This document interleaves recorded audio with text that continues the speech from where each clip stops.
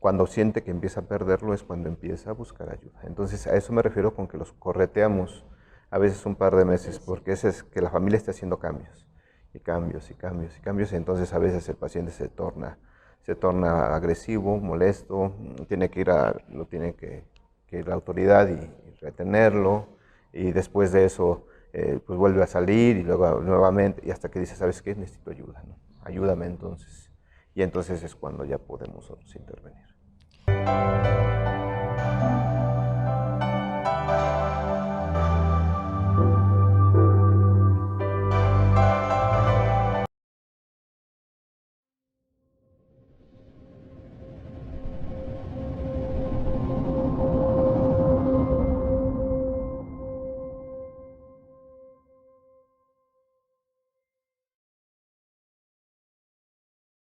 Buenas noches.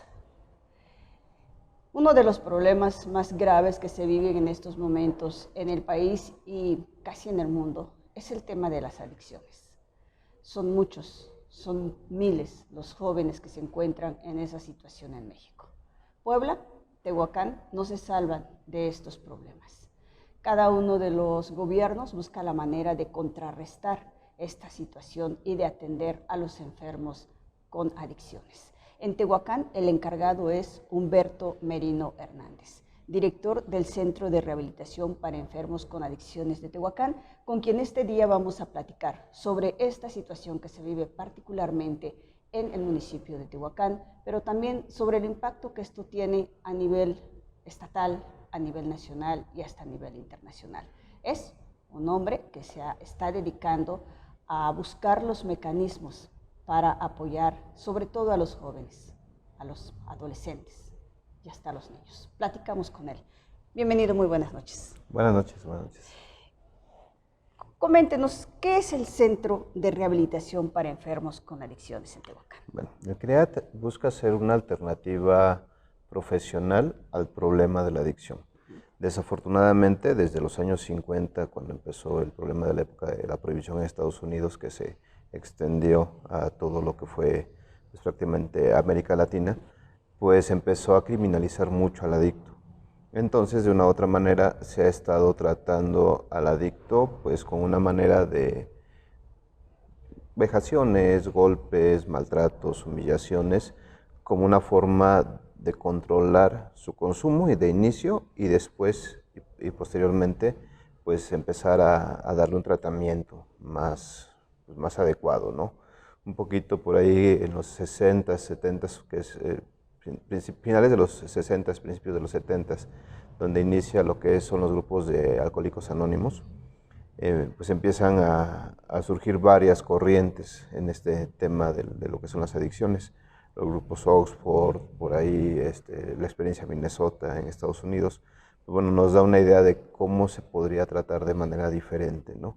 Desafortunadamente, pues bueno, como se había venido criminalizando, surge por ahí una tendencia a crear algo que se llaman anexos y empiezan los grupos de alcohólicos anónimos, algunos miembros malentendiendo lo que es el programa, a crear estos centros, mal llamados centros de rehabilitación, que también se les llama granjas o se les llama perreras o cosas de ese estilo, ¿no? Entonces los empiezan a encerrar y sigue con el proceso de criminalización, ¿no? Un poquito tratando de ayudar, concientizándoles por el tema de lo que tienen que tener un programa de rehabilitación y sobre eso. Entonces, ¿qué es lo que quiere el CREO? ¿Qué es lo que busca? Pues profesionalizar este asunto, ¿no? El tema es que la adicción es una enfermedad y como tal necesita un tratamiento individual, un tratamiento que sea efectivo y que pueda a la larga pues dar un resultado diferente en lo que es el paciente, ¿no? Este gobierno lleva menos de un año. ¿Cómo va avanzando este centro? ¿De qué manera se atiende? Entiendo que no es lo mismo que estos llamados anexos. Claro. ¿Cuál es el trabajo que se hace? ¿Cómo se acerca al adicto?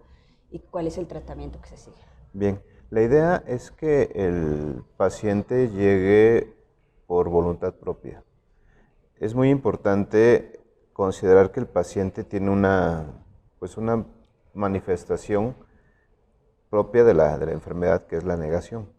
regularmente él dice, yo estoy bien, todos los demás a mi alrededor del mundo está mal, ¿no? Yo soy el que tengo la razón, yo soy el que estoy bien y a mí esto no me va a afectar. Yo lo voy a dejar cuando yo quiera.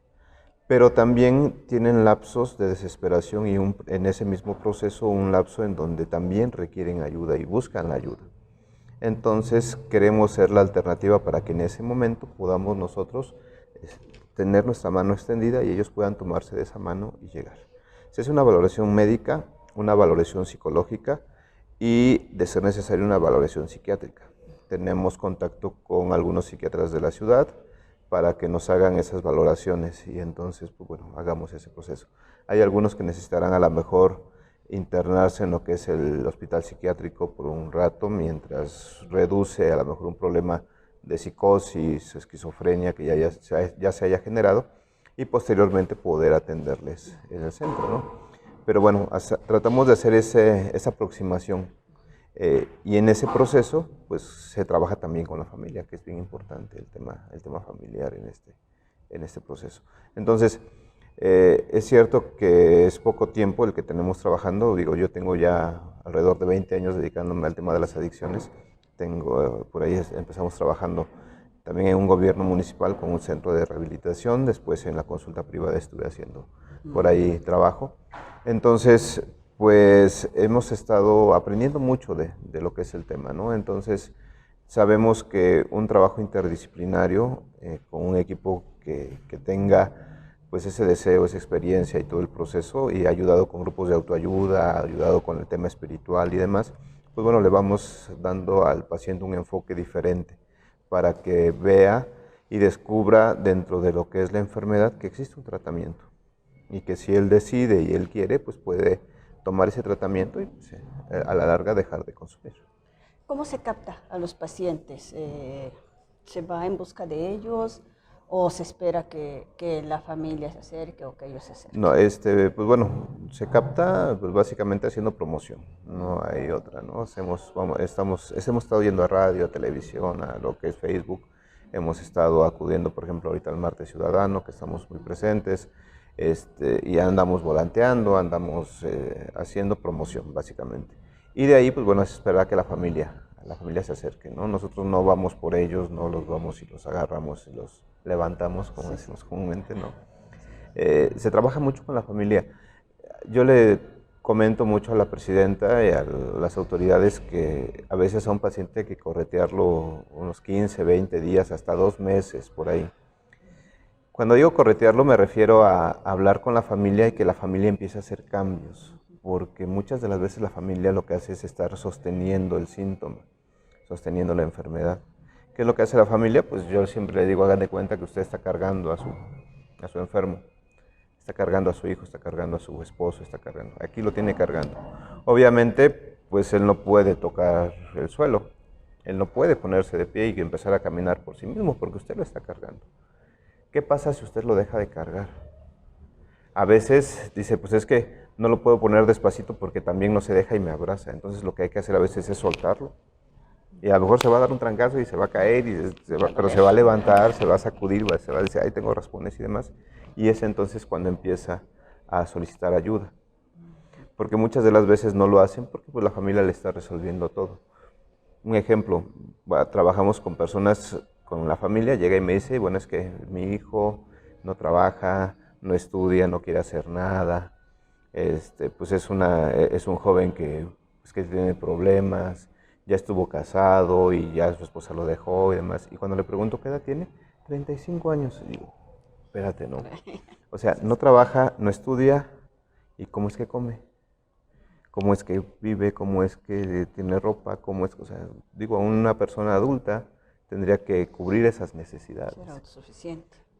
Y cuando se le pregunta esto a la familia, dice, no, pues es que vive en mi casa, yo le doy de comer y yo tengo que estar al pendiente de él. Y se desviven por él, ¿no? Sí. O sea, se desviven porque no decimos que los traten muy bien y demás, pero regularmente están enojados también, y demás, pero están enojados y le están sirviendo la comida, están enojados y están al pendiente de que no se vaya a salir, están enojados de que, y siguen haciendo lo mismo, ¿no? Me decía una señora hace poco, no puedo, me invitan mis otros hijos a comer, me invitan mis otros hijos a salir, me invitan a fiestas y no voy por miedo a que se vaya a salir a drogar. Y le preguntaba yo, ¿y logra su objetivo? ¿No se sale? No, sí, se sale de todas maneras. Dice yo, entonces, ¿cuál es la diferencia? ¿No? Usted vaya y disfrute su vida, vaya y haga lo que tiene que hacer. Porque mientras no lo haga, el paciente sigue pensando que tiene él el control. En cuanto lo pierde, que es una característica también de la enfermedad, querer tener el control de todo lo que ocurre alrededor y a la larga, a través de amenazas, del miedo, a través de la compasión incluso, pues logra tener ese control. Cuando siente que empieza a perderlo es cuando empieza a buscar ayuda. Entonces a eso me refiero con que los correteamos a veces un par de meses, porque es que la familia está haciendo cambios, y cambios, y cambios, y cambios, y entonces a veces el paciente se torna agresivo, molesto, tiene que ir lo tiene que ir la autoridad y retenerlo, y después de eso pues vuelve a salir y luego nuevamente, y hasta que dice, ¿sabes qué? Necesito ayuda, ¿no? Ayúdame entonces. Y entonces es cuando ya podemos nosotros intervenir. Me llama la atención esta parte que usted nos señala, porque ¿qué ocurre con aquellos que son abandonados por sus familias? Digo, vemos en cruceros, en las calles, en lugares que incluso están ya viviendo en la calle prácticamente, en la indigencia. Con esos adictos, ¿cuál es el plan? Con ellos es muy difícil trabajar, incluso pues sacarlos de la calle sería vulnerar sus derechos humanos, ¿no? Una persona, bueno, tiene como parte de esa libertad, como parte de ese derecho humano, pues elegir a qué se quiere dedicar, elegir qué es lo que quiere. Incluso una persona que decide morirse, por ejemplo, puede hacerlo. A lo mejor podemos intervenir, tratar de convencerlo, pero si él decide y nosotros lo evitamos, incluso puede demandar, porque es un derecho que él tiene, es derecho sobre su vida. Entonces, realmente no existe como tal un plan que pueda pues ir en contra de ese derecho, ¿no? Sí se está programando la posibilidad estamos trabajando con algunos grupos religiosos, por ejemplo, que lo que hacen es hacer esas visitaciones a estas personas. Y pues bueno, en la medida en que se convenzan ellos, es como nosotros podemos recibirlos. De hecho, hemos recibido un par de pacientes así, que pues bueno, estos grupos religiosos y pues también los grupos de autoayuda van, los visitan y pues bueno, los empiezan a llevar a la iglesia. Luego me decía una de ellas, licenciado, esta persona ya lleva como un mes yendo a la iglesia. Va cada tercer día, nos ayuda a barrer, nos ayuda a limpiar, le damos de comer, sigue estando ahí con nosotros. Entonces, quiere él rehabilitarse, ya le hablamos del centro y nos dijo que sí. ¿Podrá usted recibirnos? Sí, ya platicamos con la presidenta nos dice, sí, recíbanlo y condónenle, no pague nada, ¿no? Y entonces lo recibimos y ya tenemos el paciente para atenderlo. Y ha estado funcionando bien, después cuando sale la misma iglesia los acoge y empieza a tener ese proceso. Hay que reconocer que como parte de una estructura a nivel nacional, a nivel incluso internacional, no hay un plan de rescate. Digo, en países de primer mundo como es Estados Unidos, la indigencia es bastante común, ¿no? Y la gente allá también decide vivir en indigencia. En Japón incluso la gente si decide morir, dedicarse a la indigencia, pues incluso el gobierno les da una partida de lo que les corresponde durante su vida activa y sabes que pues dedícate a la indigencia y ahí te va tu dinero para que puedas vivir y dedicarte a eso sin ningún problema, ¿no? Entonces es un problema que realmente nos rebasa, que sí hay mucho por hacer, pero pues sí es crear desde cero estructuras que actualmente no existen, ¿no? Digamos que esto sería como a un acto de inicio, un intento Así de es. introducirse en esa zona de la adicción. Sí, sí, sí, claro, sí. Lo que hay que reconocer es que para que el tratamiento tenga mejor resultado, el paciente necesita tener voluntad.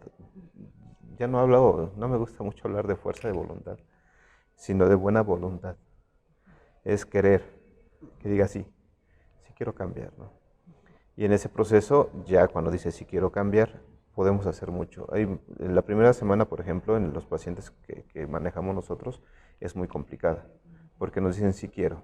Entonces ingresan, pero cuando empieza el síndrome de abstinencia y todo este proceso complicado de que estoy encerrado, no estoy haciendo lo que me gusta, es cuando empiezan con la familia y es que extraño a mi familia y nos da mucha risa porque decimos, bueno, estabas allá afuera y no los valorabas y estabas allá afuera y no te importaba, es que tengo que ir a trabajar y es que ya me urge para ir a generar dinero. Y decías, bueno, es que allá afuera no estabas generando, tenías 2, 3 años sin trabajar. Ahora, ¿por qué te da tanta urgencia por trabajar, no? Entonces, es un proceso difícil en esa primera semana. Ya después nos hemos dado cuenta que después de que pasa ese síndrome de abstinencia, ya el manejo es mucho más sencillo. Ellos empiezan a aceptar. El proceso de aceptación es básico en este asunto, ¿no? Entonces, cuando por fin aceptan, si en esa semana la situación se vuelve muy crítica y deciden no quedarse, pues nosotros, la estructura del centro no tiene como para decir, pues ahora te voy a encerrar, ahora te voy a amarrar, ahora te voy a castigar, ahora ya dijiste y ahora te quedas, ¿no? No, no, no, no. Porque volvemos a lo mismo, sería vulnerar sus derechos y aparte, pues no le estaríamos ayudando. Entonces buscamos convencerlos a través de hablar con ellos. Hemos pasado a veces hasta 2 días platicando con un mismo paciente y pasa con el psicólogo y pasa con la psicóloga y habla con el doctor y ya llegaron los grupos, mira, métete a junta y demás. Y ya al final dicen, sabes que sí, sí me quedo, ¿no? Y le decimos, danos chance de aquí al lunes y se van extendiendo los tiempos y al final dicen, ¿sabes qué?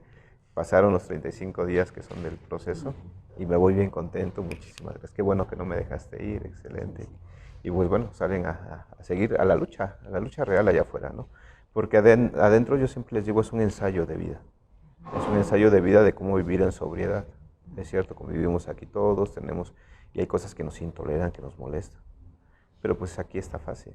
Aquí nadie te va a ofrecer droga, aquí nadie te va a ofrecer, ¿sabes qué? Date un toque, ¿sabes qué? Vente para acá, o ¿sabes qué? Vámonos. O sea, aquí no puedes decir, pues ahora hago berrinche y me voy, porque ya vamos por ti, tienes que entrar a la actividad y empiezas a trabajar toda esta parte, ¿no? Pero allá afuera es diferente.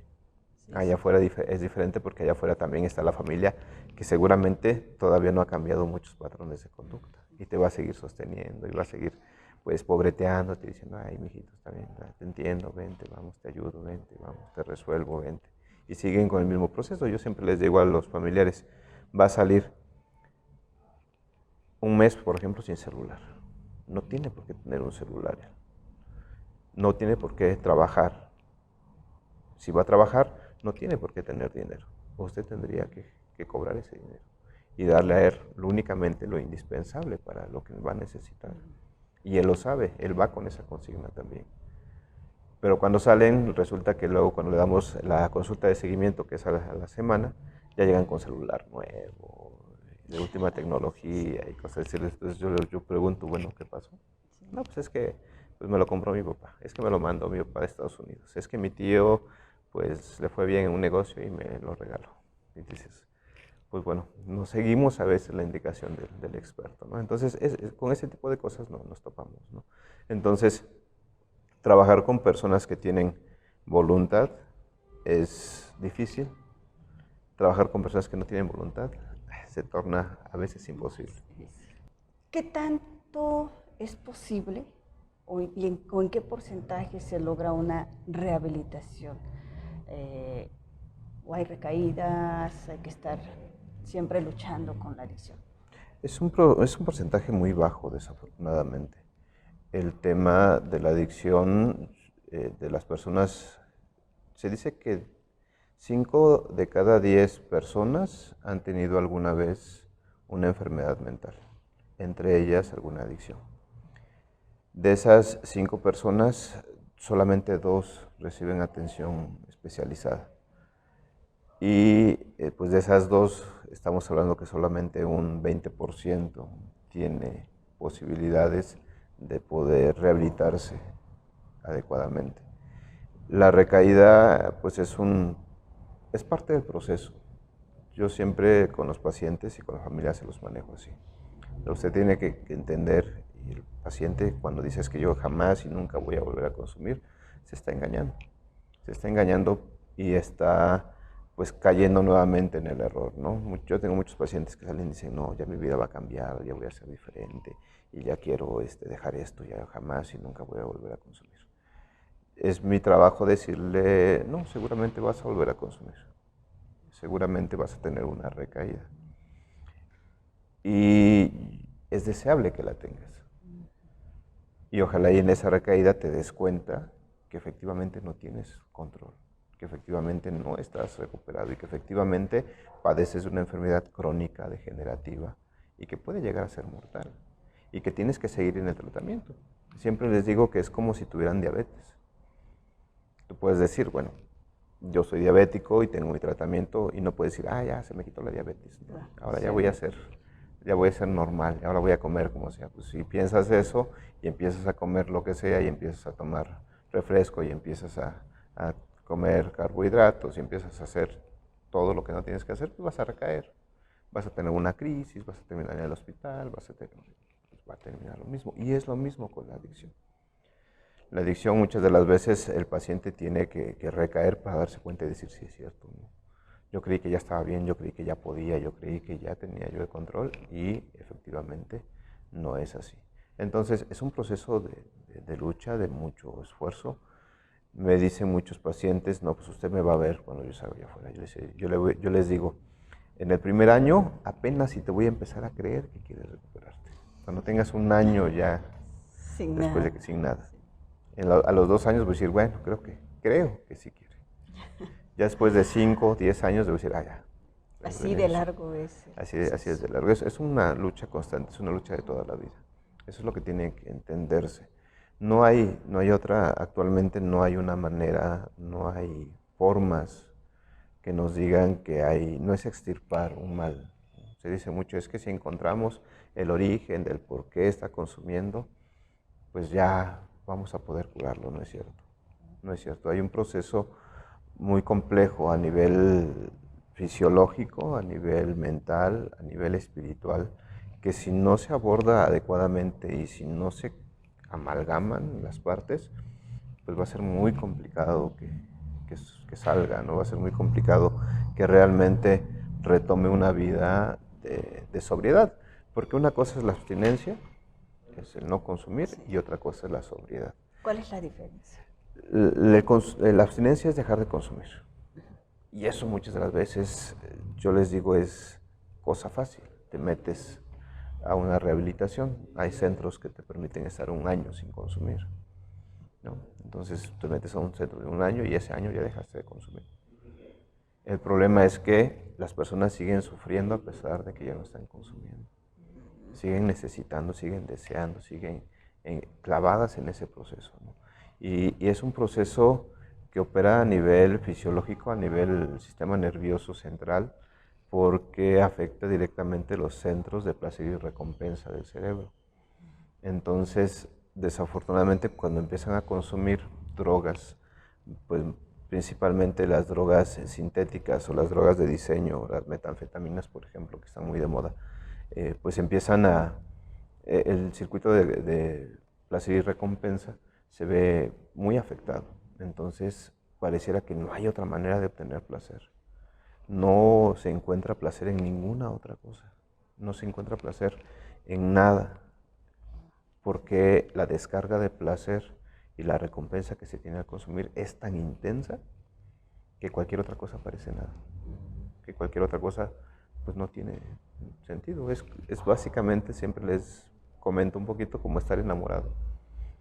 Si tú estás enamorado de alguien y es con esa persona con la que sientes ese deseo, ese placer, esa satisfacción, que si por ejemplo tú estás enamorado de ella y llega alguien más y aunque esté muy guapa y esté muy bien o esté muy guapo el individuo, simplemente no lo disfrutas porque tú estás enamorado de la otra, porque tú estás enamorada del otro, ¿no? Entonces, pues simplemente no te va a satisfacer, tú vas a desear y vas a estar deseando siempre a la otra persona. Y es así como funciona este asunto, ¿no?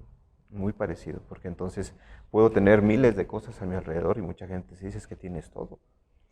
Tienes todo, tienes trabajo, tienes familia, la gente te quiere, eres inteligente, tienes carisma, tienes todo.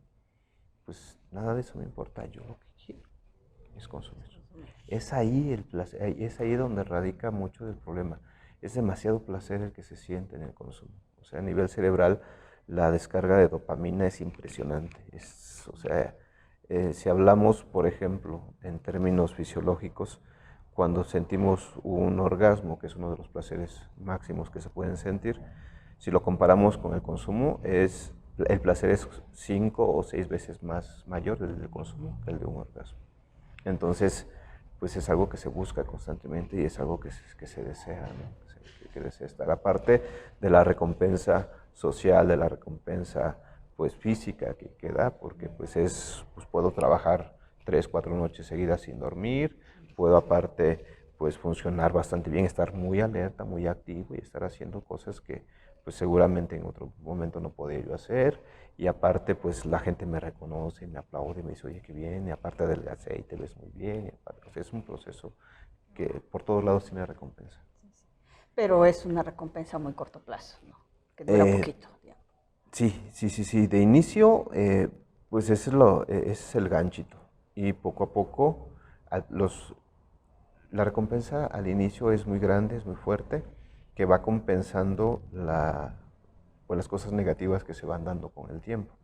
Porque para que una persona se vuelva adicta, estamos hablando de un proceso por lo menos de 3 años, ¿no? Porque al principio esas primeras dosis son suficientes para tener ese recuerdo y esa escala de placer, por lo menos por una semana, vamos a decirlo así, ¿no?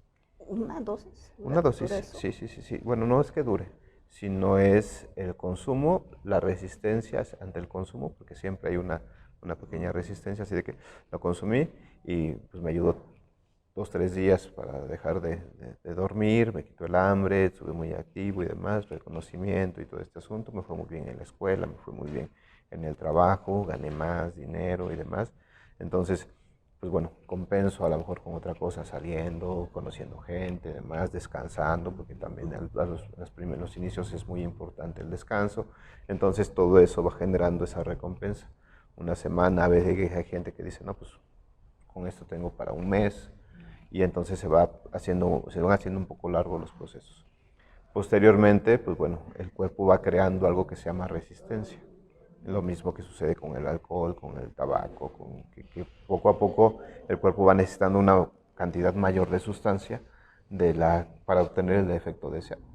Entonces el cuerpo se va haciendo resistente y entonces ya con una dosis ya no puedo una semana, ya necesito una cada tercer día. Y empieza el proceso degenerativo. Empieza el proceso degenerativo, y es cuando la gente pues ya no puede estar sin consumir, y entonces está consumiendo, está con la pipa aquí quemándola y de repente ve que ya se le va a acabar y ya entra en ansiedad. Entonces dice, algo tengo que hacer porque ya no voy a tener, y es un efecto cortísimo. Y es ahí, muchas de las veces ahí en donde dicen, ya no puedo estar así, ¿no? Y es cuando solicitan ayuda. Muchos se la siguen y siguen, y pues bueno, hasta que empiezan a tener alucinaciones, delirios de persecución y procesos así terribles, que es cuando empiezan a tener pues mucha complicación. ¿Hasta cuántos años de adicción han recibido ustedes pacientes? Híjole, 15, 16 años, o sea, nos dicen es que tiene 32 y a qué edad inició a los 12, ¿no? Oh. O sea, son cosas impresionantes. Y es cierto que la familia muchas de las veces hace caso omiso, pero también hay veces que hace cosas, pero hace cosas poco adecuadas, ¿no? Me dice, es que ya tiene 3 anexos, ya tiene 5 anexos, es que ya tiene 3 encierros, lo tuve en Veracruz, lo tuve en Hidalgo, lo tuve en todos lados y demás. Y pues cuando le preguntas al paciente, ay, ¿cómo te fue? Pues no, me violaron, me golpeaban, me cobijaron, sí, o sea, cosas así terribles. Hablemos de esa pues, parte, así de los anexos. Yo le digo porque muchas familias que usted señala esto, en esa desesperación de decir, ¿qué hacemos? El desconocimiento también, ¿no? Digo, nadie está preparado para tener un adicto en casa. Lleva a eso, ¿no? No siento que sea una intención de te voy a castigar, sino son actos de desesperación por ayudar a su hermano, a su hijo, a su papá, no sé, ¿no? Su hija, su papá, su mamá. ¿Qué son los anexos? Hay cantidad de historias al respecto de mucho maltrato. ¿Ustedes conocen esos lugares? Sí, definitivamente se conocen, y de una u otra manera, así como hay casos terribles, hay muchos casos de éxito. Por eso es que son tan recurrentes, Sí. porque hay mucha gente que, como se dice en el medio, nacieron en un anexo, se volvieron a nacer ahí. Sí.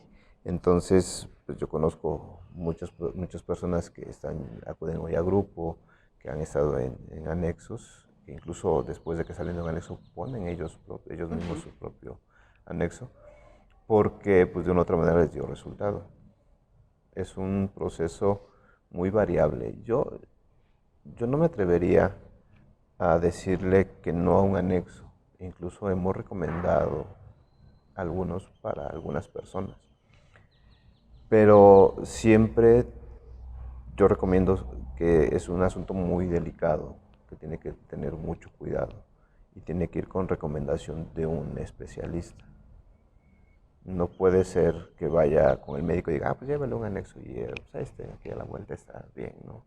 O ahí yo he visto que hay uno nada más, ¿no? O sea, sí tenemos que conocerlo, como decimos, ¿no? O sea, yo no puedo ir a decir, ¿sabes qué? Pues llévelo al que está en la esquina cuando no lo he visitado, no sé las condiciones, no sé bajo qué principios se trabaja.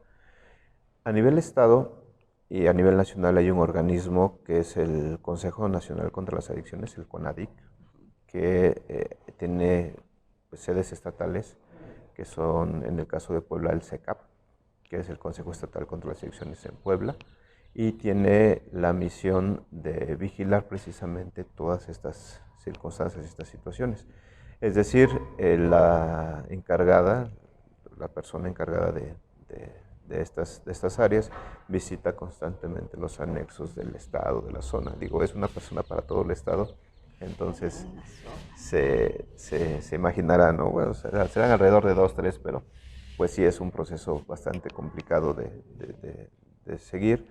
Entonces, en Tehuacán, por ejemplo, se tienen identificado varios anexos, otros que son clandestinos totalmente, y no se trata, como decíamos, de quitarlos, porque incluso la misma norma 028, que es la de control y atención de lo que son las adicciones, nos dice que para que el tratamiento sea efectivo no necesariamente tiene que ser voluntario.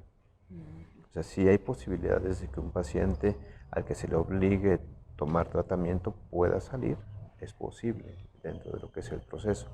Entonces, lo que se busca por parte del CECAP es tratar de que estos anexos se apeguen lo más posible a la norma, que empiecen a tener pues instalaciones dignas, que empiecen a tener pues un psicólogo, un médico, un personal de enfermería que se encargue de alguna situación ahí complicada, que se empiecen a hacer, está contemplado un modelo mixto dentro de lo que es el tema de las Que adicciones. sean reales centros de rehabilitación, Exactamente, no de castigo. Exactamente, que se conviertan en eso, en centros de rehabilitación, que trabajen sobre un modelo terapéutico, que trabajen con un esquema médico, que se le pueda realmente brindar una ayuda.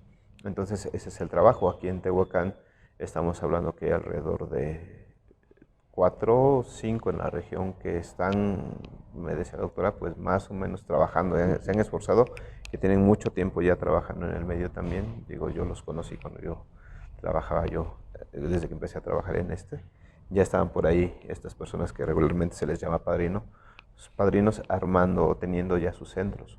Entonces, pues ya han venido trabajando, ya han venido haciendo esfuerzos, han venido comprando pues las camas, los colchones, porque pues anteriormente pues, hay muchos anuncios que ni eso tienen, ¿no? Sí. Las camas, los colchones, las instalaciones de gas, las instalaciones de agua, las instalaciones de luz que sean adecuadas y que tengan pues lo necesario, ¿no? Entonces, pues bueno, han venido modernizándose, han venido invirtiéndole, han venido, obviamente también así les ha retribuido y han venido haciendo todo un proceso para tratar de apegarse lo más que se pueda, ¿no? Entonces, a eso me refería yo con que es necesario que venga el familiar, que venga para preguntarnos de qué se trata, ¿no? Y entonces a lo mejor mandarlo a un lugar en donde realmente se le diga, a lo mejor sí lo van a llevar a fuerza, y a lo mejor los primeros días sí lo van a amarrar y demás, mientras pasa su síndrome de abstinencia, le van a dar medicamentos, lo van a atender, pero después ya va a tener un trato diferente. Y en ese mismo proceso, incluso los pacientes que nosotros referimos, les hacemos una visita mensual para poder ver cómo están, qué han pensado, cómo siguen. Incluso Algunos de ellos dicen, y nos pasa que dicen, pues bueno, ya voy a terminar mis 3 meses, quiero ir con ustedes para concluir y para seguir mi tratamiento. Porque bueno, nosotros tenemos psicólogo pues prácticamente en la mañana, yo soy psicólogo de profesión también, está el médico y pues bueno, tratamos de hacer un trabajo diferente, ¿no? Entonces, en ese proceso pues nos ayuda mucho en la visita y estar dándole seguimiento a los pacientes que nosotros mismos reenviamos. O sea, no los vamos a dejar así como que, pues yo te reenvié y ahí a ver cómo te va, ¿no? ¿No? Incluso recién tenemos un paciente que habíamos enviado a otro lugar y que cuando nos pidió la mamá que fuéramos a visitarlo porque había obtenido una infección en la piel, entonces llevamos al médico, lo revisó y pues bueno, en ese momento la mamá dijo, ¿saben qué? Queremos que se lo lleven para allá con ustedes. Se habló con el encargado, acordamos que sí y bueno, ya está con nosotros. Entonces ese tipo de cosas pues, vamos haciendo en el afán de poder fortalecer al paciente, ¿no? Y cuando viven las dos experiencias, pues es más fácil poder trabajar con ellos, porque bueno, ya tienes la experiencia negativa, que digo, es cierto que el anexo se está esforzando y demás, pero pues bueno, por las condiciones nunca va a ser igual a un centro como el que manejamos nosotros. Ahora ya estás de este lado, ahora qué vamos a hacer, ¿no? Ya tienes los dos parámetros, ya podemos hacer algo, ya puedes empezar un proceso, un tratamiento para tu enfermedad que sea más adecuado. Y entonces trabajamos con el tema de prevención de recaídas y demás. Les decía yo, sí es importante hablar del tema de anexos porque hay muchos anexos clandestinos, algunos que se llaman fuera de serie, que son castigos terribles. Me ha tocado incluso ir a compartir en aquellos años, me tocaba ir a compartir en un lugar en donde era un espacio como, que será como de 4x8, en el que estaban hacinados 35 personas.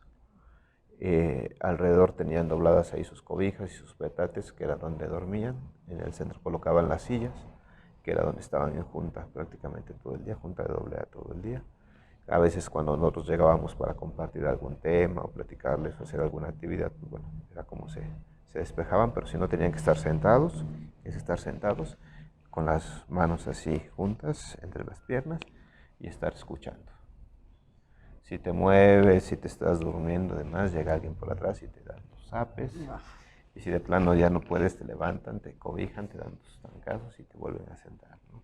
Para bañarse es una cubeta de 10 litros, con tu jaboncito rápido te bañas, ¿no? Pasas para el desodorante, así se ponen todos en fila y les van poniendo y vámonos, ¿no? Y ahí mismo sesionan, ahí mismo duermen, ahí mismo comen, ahí mismo todo. Entonces son situaciones bastante terribles. Algunos pacientes nos decían que, pues bueno, habían estado en la cárcel y que habían estado en anexos y estaba mejor en la cárcel que en el anexo, ¿no? Entonces, pues son cosas que ocurren, ¿no? O sea, sí es importante regularizarlos, sin embargo, pues bueno, también es complicado, también es difícil, ¿no?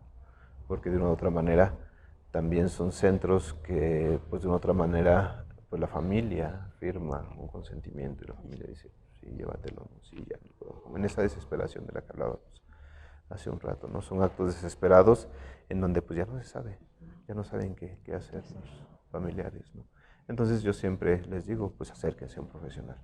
Actualmente pues contamos con este espacio, actualmente ya no estamos solos, digo, siempre el psicólogo tiene pues formas de cómo apoyar en estos temas, ¿no?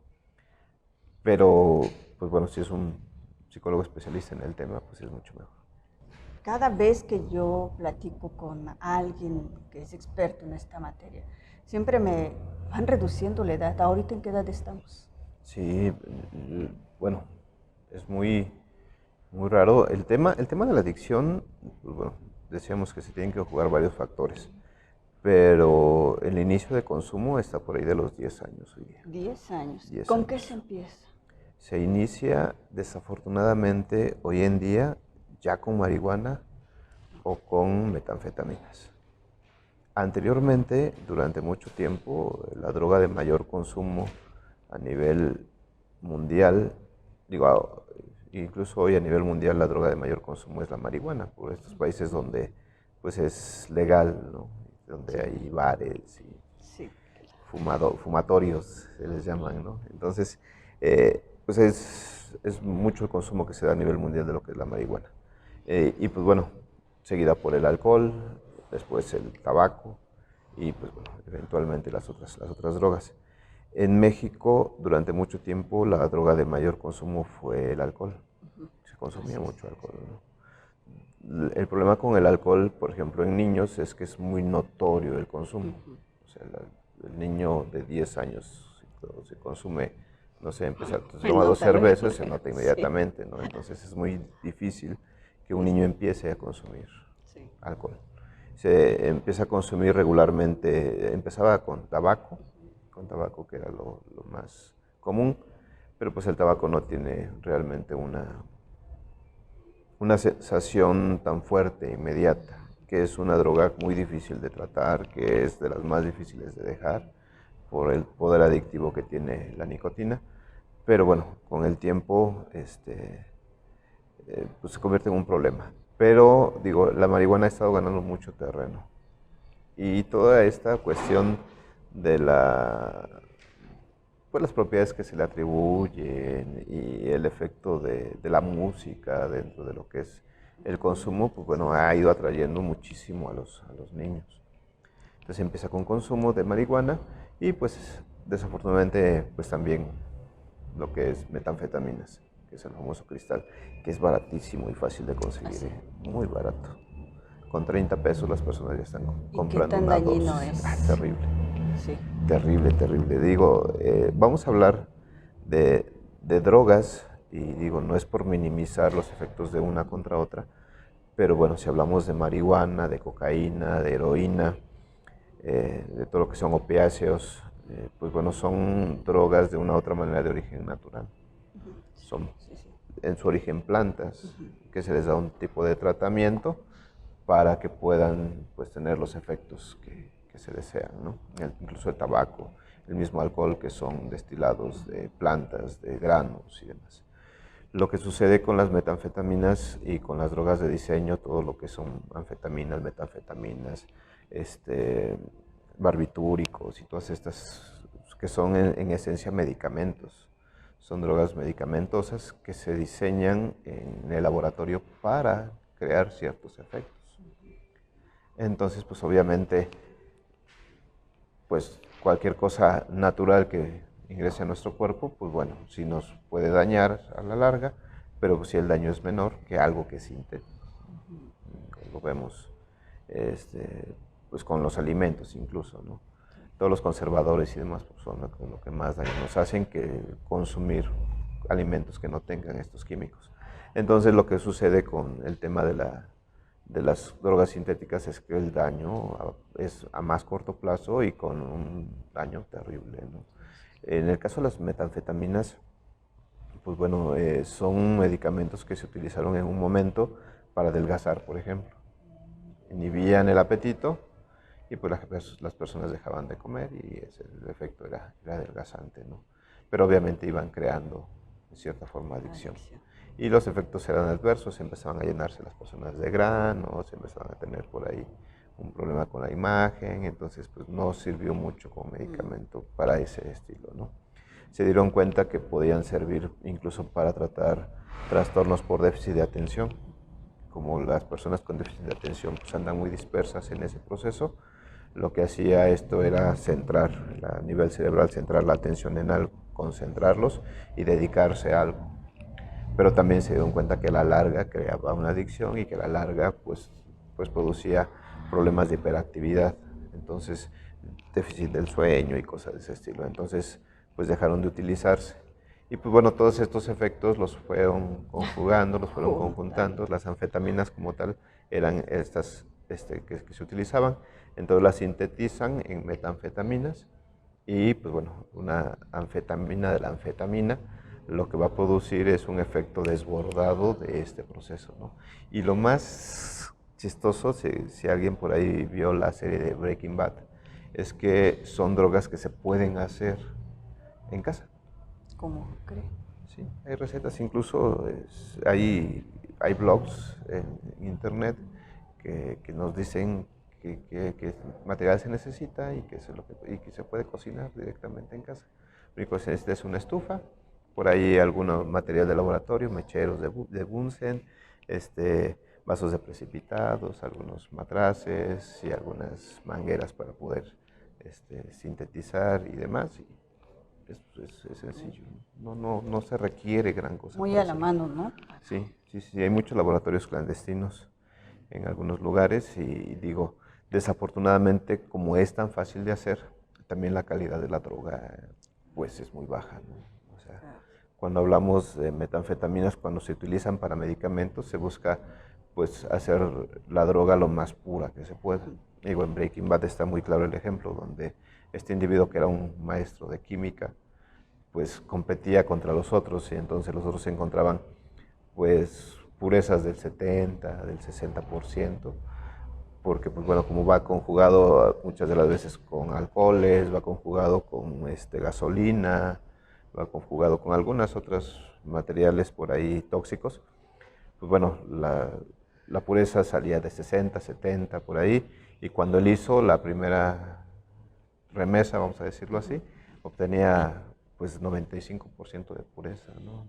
En su mejor proceso pues obtenía el 97%, era maestro de química, era un químico sobresaliente. Y obviamente pues esto genera una mayor,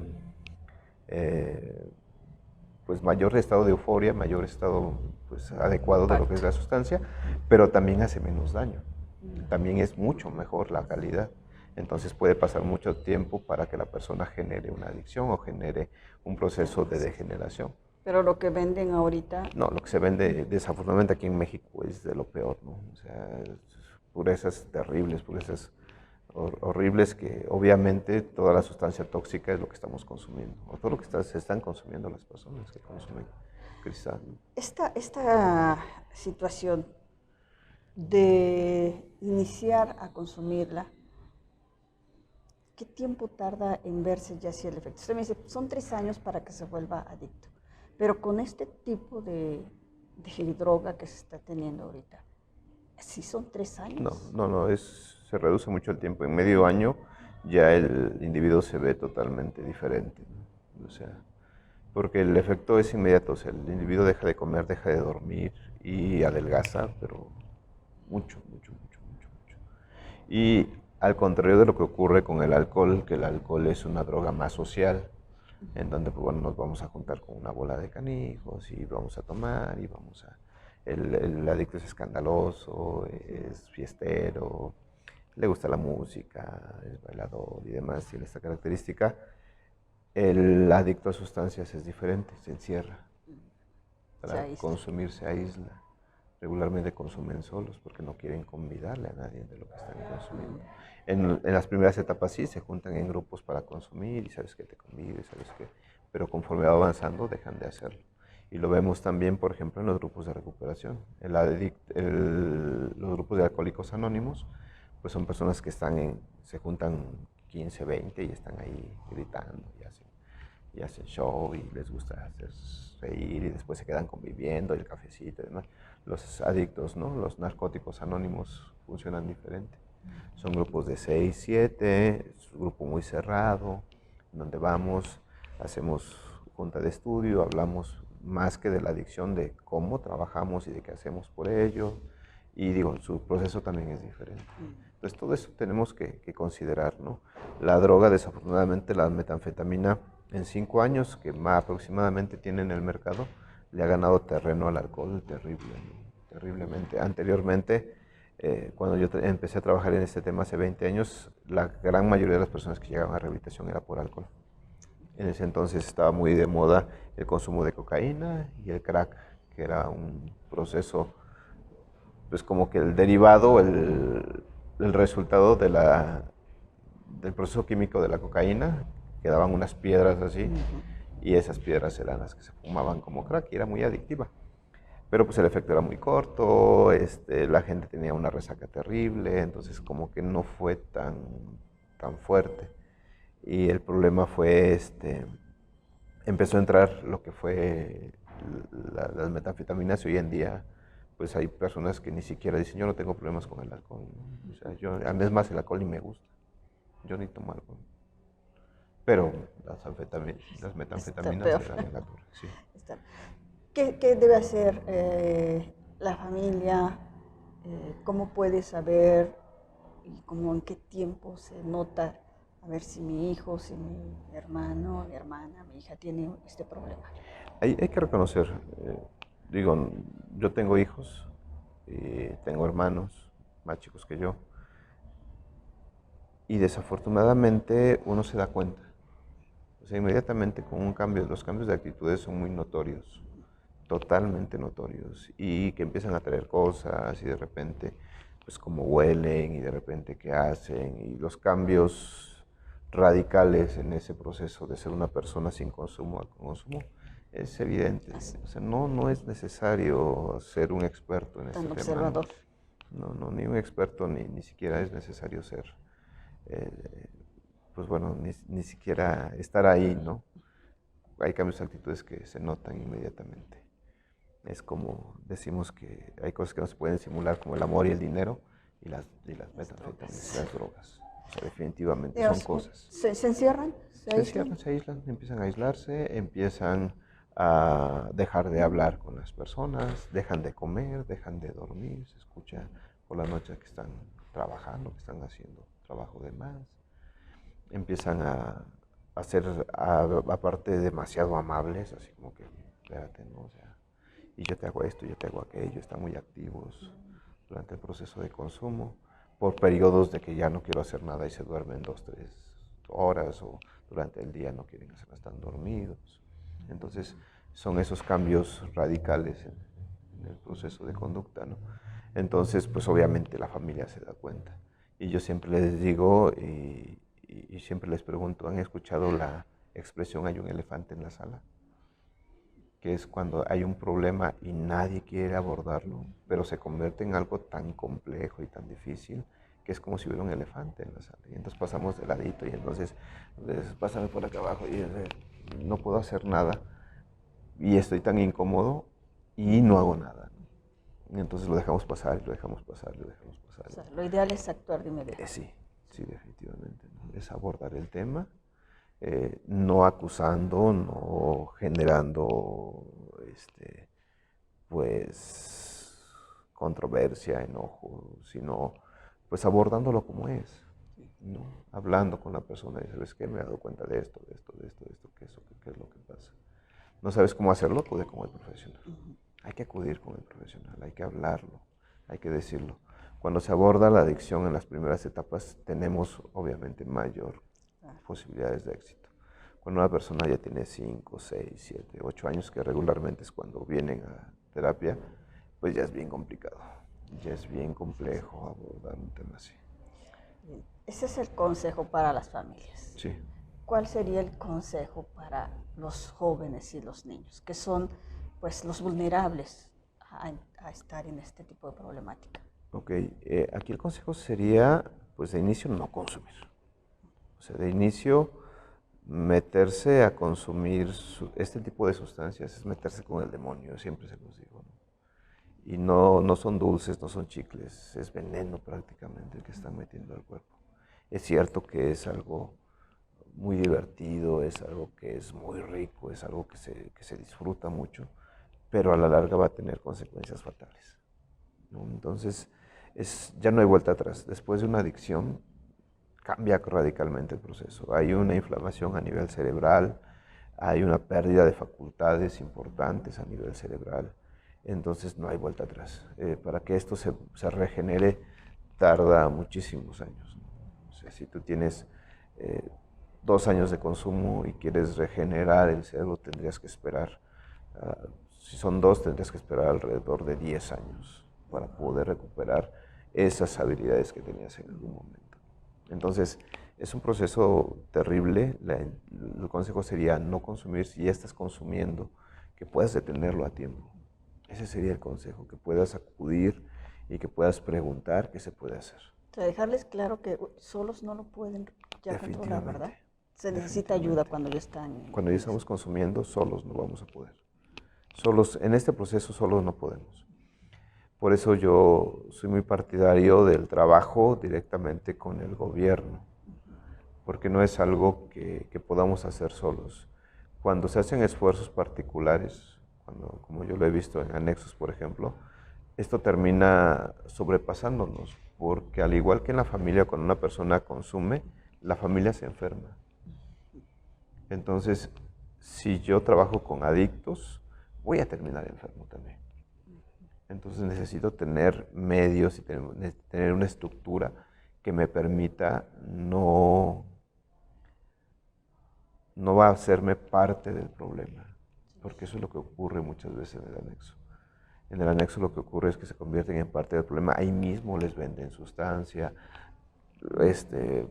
prostituyen al adicto, lo sacan a pedir y tienen ahí 70, 80 personas en un lugar muy pequeño, porque pues bueno, se convierte pues prácticamente en un negocio. Entonces, una estructura que te permita no convertirte en parte del problema te va a dar más resultado que una estructura individual. Entonces, solos no podemos, eso es una realidad. En este tema tenemos que actuar todos en conjunto, la familia, el profesional, el adicto y toda la estructura de gobierno que pueda respaldarnos, ¿no? Afortunadamente tenemos pues actualmente una estructura pues si no totalmente fortalecida ya, sí bien estructurada para poder brindar la atención. Busquen las instituciones. Así es. Las Y, instituciones son lo ideal, ¿no? Definitivamente, nosotros somos el Centro de Rehabilitación para Enfermos con Adicciones Tehuacán, pertenecemos al Sistema Municipal DIF. Ojalá y puedan acercarse, ojalá y puedan estar con nosotros. Estamos haciendo mucha labor también de trabajo en redes sociales, vamos a estar acudiendo a escuelas, vamos a estar trabajando con esto, porque bueno, todo lo que es el tema de suicidio y demás está muy vinculado con el consumo de sustancias también. Entonces por ahí vamos a estar haciendo pues bastante ruido. Gracias, director. Estamos a la orden. Muchas gracias por todo esto que me parece bastante ilustrativo y que es pues, como el camino que se tiene que seguir en estos casos. Le agradezco su tiempo, director. Estamos para servir. Y gracias, amigos de las reporteras de la Jornada de Oriente que nos han acompañado esta noche en esta entrevista. Pedirles, como siempre, que nos ayuden a compartir, ayúdenos a compartir esta entrevista, que el mensaje llegue al mayor número de familias y de jóvenes y de niños posible para evitar que se caiga en este tipo de problemas y si ya se está, bueno, pues para que sepan que hay salida y que hay que buscar a los profesionales en este tipo de ayudas.